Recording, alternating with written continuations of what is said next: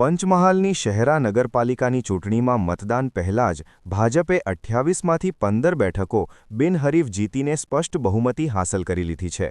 ઉમેદવારી ફોર્મની ચકાસણી દરમિયાન 37 ફોર્મ રદ થતાં અને વિરોધ પક્ષના મજબૂત ઉમેદવારોના અભાવે વોર્ડ નંબર 1 અને 5ની તમામ બેઠકો સહિત કુલ 15 બેઠકો પર ભાજપનો વિજય થયો છે. પાલિકા પર વર્ષોથી વર્ચસ્વ ધરાવતા ભાજપે ચૂંટણી અગાઉ જ અડધાથી વધુ બેઠકો કબજે કરી લેતા સ્થાનિક કાર્યકરોમાં ભારે ઉત્સાહ જોવા મળી રહ્યો છે. આજરોજ શહેરા નગરપાલિકામાં 7 વોર્ડ અને 28 ઉમેદવારોને ફોર્મ ચકાસણી હતી.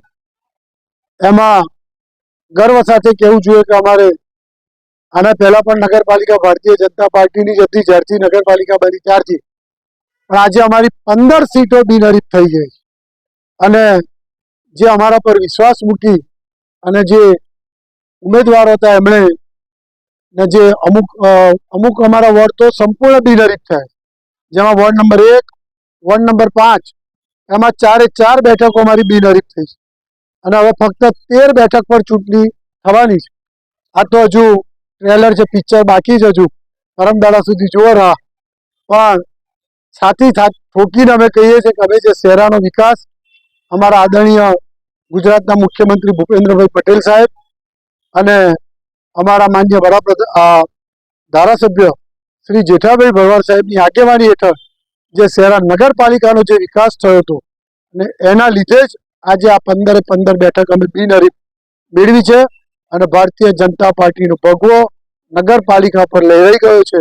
ફરીથી પણ અમારી નગરપાલિકા ભારતીય જનતા પાર્ટીના સુકાન સંભાળવા જઈ રહી છે. આજરોજ મામલતદાર કચેરી ખાતે 13 તારીખના રોજ ફોર્મ ચકાસણી કરવામાં આવી.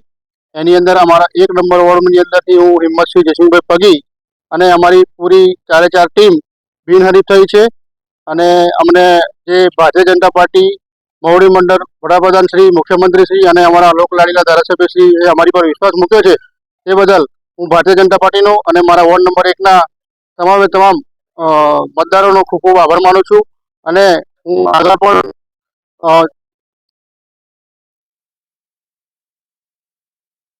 કરી અને સૌનું કામ કરીશું. મારું નામ હિંમતસિંહ જયસિંહભાઈ પગી.